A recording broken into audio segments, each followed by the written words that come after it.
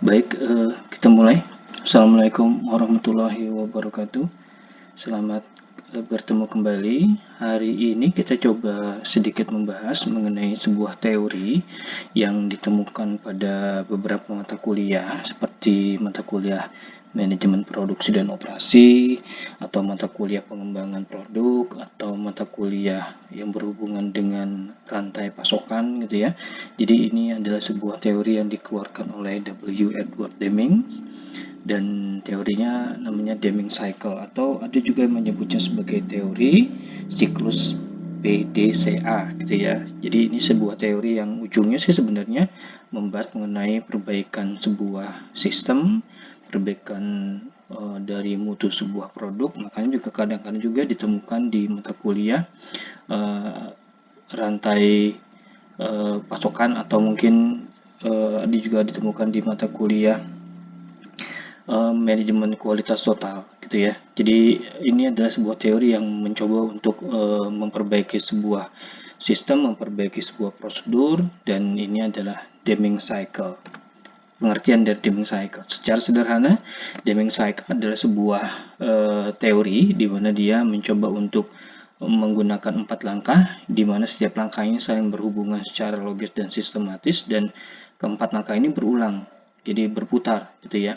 4 langkah tersebut adalah plan, do, check, act, dan karena ini berulang maka disebut sebagai siklus atau cycle. Jadi setelah plan, do, check, act, nanti kembali lagi ke plan gitu ya. Jadi balik lagi ke awal lagi, plan, do, check, act, plan, do, check, act, atau kadang-kadang ada yang juga menyebutnya sebagai plan, do, study, act gitu ya.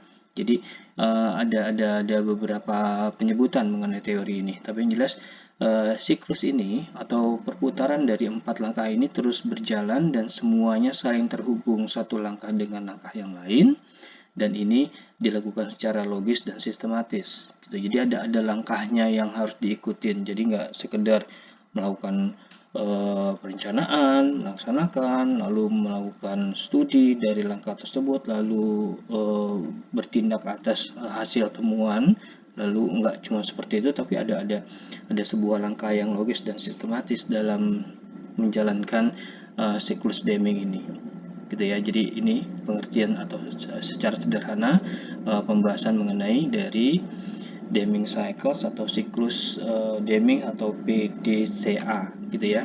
Nah, siklus Deming juga dikenal yang saat tadi disebutkan disebut sebagai siklus PDCA, atau belakangan juga dikenal dengan siklus PDSA. Jadi bukan plan, do, check, act, tapi plan, do, study, act gitu ya. Dan merupakan versi yang dirubah. Jadi sebenarnya ini adalah ubahan dari teori dari Sheward Cycle yang isinya plan, do, see gitu ya, yang ada sejak tahun 20-an yang diperkenalkan oleh pakar statistik Walter E. Sheward gitu ya.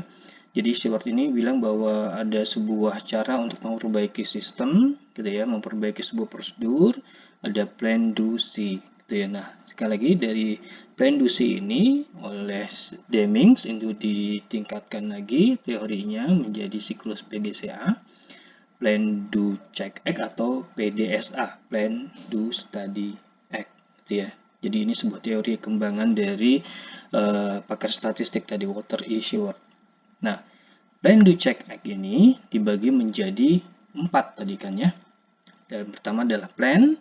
Ini adalah sebuah rencana. Jadi dalam rencana ini kita harus menemukan dan mencatat masalahnya apa, lalu menganalisa masalah tersebut, lalu merencanakan perubahan yang akan atau harus diambil. Jadi gitu. Jadi plannya itu pertama kita harus melihat dulu masalahnya apa, gambaran besarnya seperti apa, inti masalahnya apa, kita identifikasi, lalu kita membuat rancangan dari langkah-langkah yang harus kita lakukan untuk menyelesaikan masalah tersebut. Lalu dari masalah yang sudah dirancang tersebut, penyelesaiannya harus melalui langkah berikutnya adalah do atau melakukan.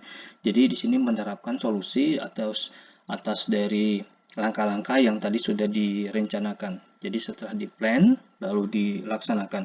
Saat direncanakan baru dilakukan dari perbaikannya. Nah, setelah direncanakan dan diperbaiki, lalu kita harus melihat cek atau periksa atau study gitu ya. Di sini mempelajari temuan, pengamatan dari fase pengujian yang dapat berubah pada langkah-langkah yang diperlukan. Jadinya setelah kita menemukan masalah, lalu kita perbaikin. Nah, dari hasil perbaikan ini kan tentunya kan akan ada perubahan dari yang awalnya mungkin buruk menjadi lebih baik, atau mungkin perbaikannya sudah ada tapi tidak maksimal gitu. Lalu berikutnya adalah setelah temuan ini dari hasil studi ini, hasil pemeriksaan tersebut, lalu kita mencoba untuk menerapkan peningkatan proses gitu. Jadi ditemukan masalah, lalu membuat rencana itu lalu dilaksanakan. Begitu rencana dilaksanakan, di sini ada yang namanya hasil temuannya gitu ya, apakah menjadi lebih baik atau lebih buruk, atau ada menyelesaikan masalah atau tidak gitu. Setelah itu baru nanti akan ada act atau tindakan lanjutannya. Nah, dari tindakan lanjutan ini perlu kita lihat lagi nih, apakah berhasil atau tidak. Nah, berhasil atau tidak ini terkadang menemukan masalah baru atau masalah yang awal sudah selesai tapi ada masalah sampingannya yang harus diperbaiki juga. Karena yang namanya masalah kan nggak satu doang gitu, nggak berdiri sendiri. Terkadang masalah yang kita lihat itu adalah sebuah ujung tombak yang kecil di mana dia mempunyai badan yang lebih besar gitu. Seperti kalau kita ngomongin di ilmu psikologis itu ada gunung es gitu ya. Terkadang yang namanya manusia itu yang terlihat hanya bagian atas dari gunung es, tapi bagian bawahnya yang besar itu tidak kelihatan.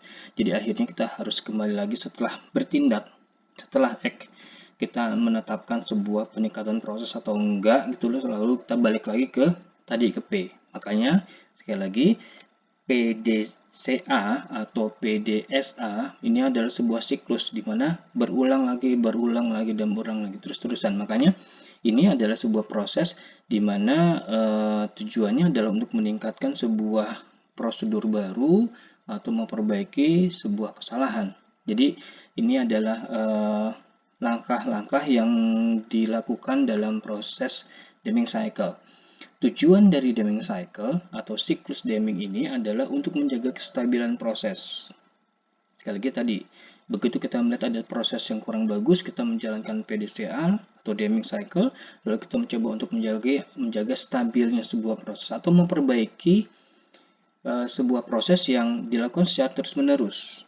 Itu ya, seperti kita tahu bahwa yang namanya hidup pasti akan terus berkembang, teknologi terus berkembang, yang namanya keinginan dari konsumen juga terus berkembang. Jadi kita harus memperbaiki sebuah proses, sebuah layanan terusnya. Dan tujuan dari Deming Cycle adalah membantu dalam meningkatkan kualitas dan pembelajaran yang berkelanjutan. Jadi artinya sekali lagi, tujuan dari Deming Cycle adalah mencoba mengembangkan pelayanan, mencoba untuk mengembangkan kualitas produk, mencoba untuk menjalankan proses pembelajaran yang terus berlanjut, terus bertingkat dan seterusnya, sehingga akhirnya mungkin nanti akan didapatkan sebuah proses atau prosedur yang menjadi lebih baik, lalu juga sebuah produk yang lebih bagus kualitasnya, lebih bagus juga kualitasnya dan seterusnya, sehingga mungkin nanti bisa membuat sebuah proses menjadi lebih efisien, menjadi lebih efektif dan seterusnya. Karena tadi masalah ditemukan, kita selesaikan, lalu kembali lagi ada masalah lagi dari yang lain, masalah lagi dan seterusnya, sehingga akhirnya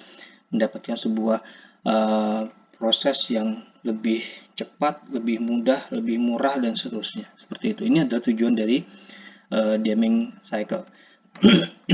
Nah, manfaat dari Deming Cycle yang pertama adalah memudahkan pemetaan kewenangan.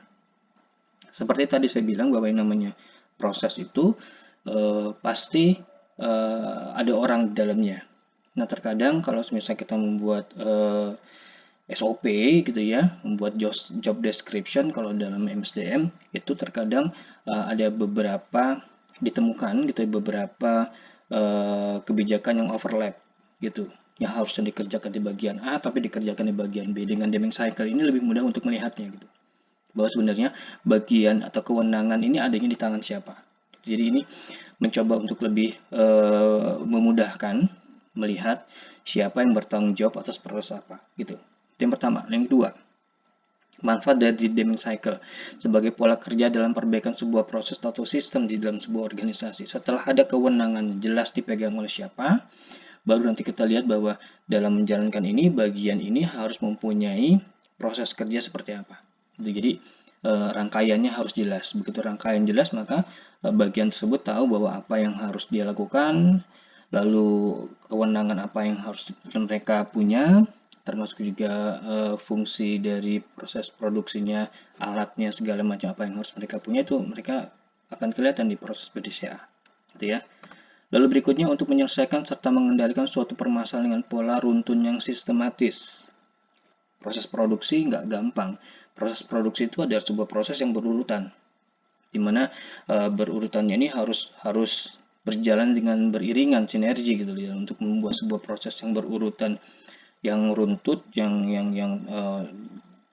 tidak terputus. Itu harus dilihat bahwa sebuah proses ini harus bisa berjalan berbarengan gitu, sehingga ini tidak terbuang waktunya, tidak terbuang bahan bakunya, sehingga akhirnya nanti bisa membuat proses tadi yang lebih efektif dan lebih efisien.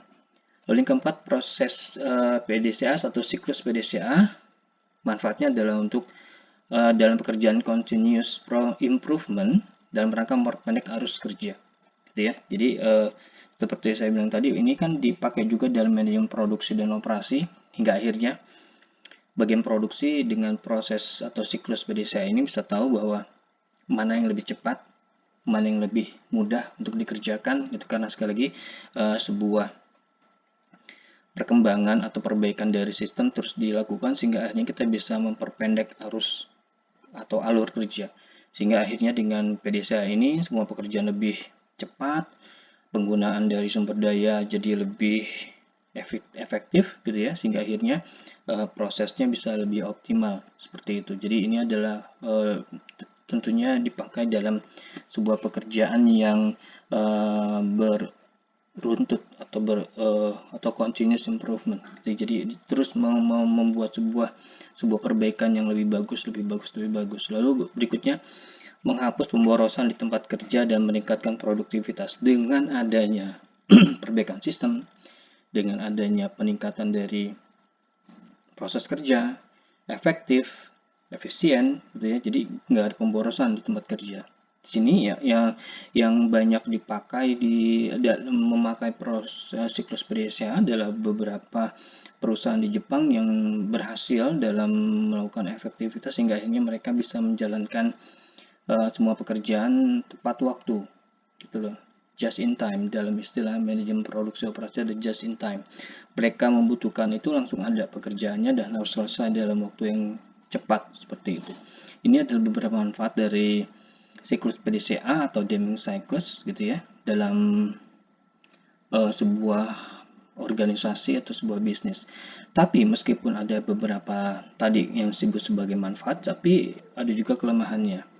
Dalam proses siklus atau Deming Cycles PDCA atau yang sekarang kita bahas ini, prosesnya harus berjalan berurutan dan kembali lagi ke awal. PDCA, Plan, Do, Check, Act. Setelah Act, kembali lagi Plan, Do, Check, Act. Kembali lagi Plan, Do, Check, Act. Sehingga akhirnya prosesnya menjadi sangat lambat. Kenapa? Karena prosesnya harus Plan, Do, Check, Act.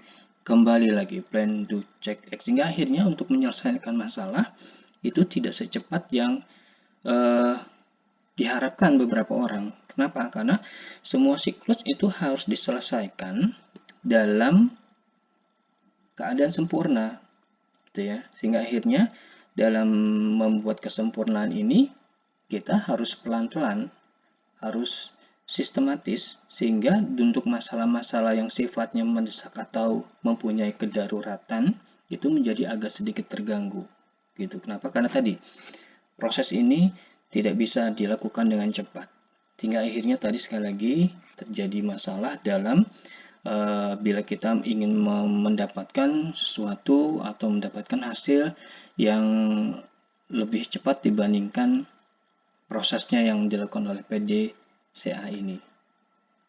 Seperti itu. Nah, kesimpulannya yang namanya hidup pasti berkembang, dan berkembangnya hidup itu harus diikuti dengan berkembangnya diri kita. Sama seperti organisasi, ada teknologi baru, ada informasi baru, ada selera baru dari masyarakat, ada temuan baru dari kompetitor kita, dan itu harus dilakukan dengan cara menyikapinya dengan cara yang bagus. Cara yang bagus adalah kita mencoba untuk mengikuti perkembangan zaman. Nah, untuk mengikuti perkembangan zaman itu tidak bisa serta-merta dilakukan dengan A, B, C, D. Seperti kita misalnya musim hujan kita harus ganti dari baju yang tipis jadi tebal, nggak seperti itu, nggak segampang itu, karena yang namanya bisnis, yang namanya organisasi itu banyak orang, banyak kepentingan, dan juga ada kompetitor di sana. Berarti kita harus membuat sebuah perubahan yang sistematis, sehingga akhirnya perubahan ini bisa berjalan dengan semestinya, seperti yang diharapkan. Seperti itu. Dan itu memerlukan sebuah prosedur. Dan prosedur yang salah satu yang bisa dipakai adalah siklus Deming atau PDCA atau PDSA gitu. Jadi ini salah satu cara yang bisa dilakukan dalam melakukan sebuah perbaikan. Seperti itu. Bukan cuma satu-satunya, tapi salah satunya. Seperti itu. Dan hanya ini sepertinya yang bisa disampaikan untuk kali ini. Mudah-mudahan ini bisa memberikan sedikit gambaran yang lebih mudah mengenai bagaimana memahami dari siklus Deming. Mudah-mudahan bisa bermanfaat. Terima kasih atas semua perhatian dan waktu yang sudah diberikan. Jangan lupa untuk memberikan komentar bila misalnya ada yang ingin dibahas gitu. Tolong bikin video ini atau tolong bahas tentang ini. Silahkan ngomong di bagian komentar.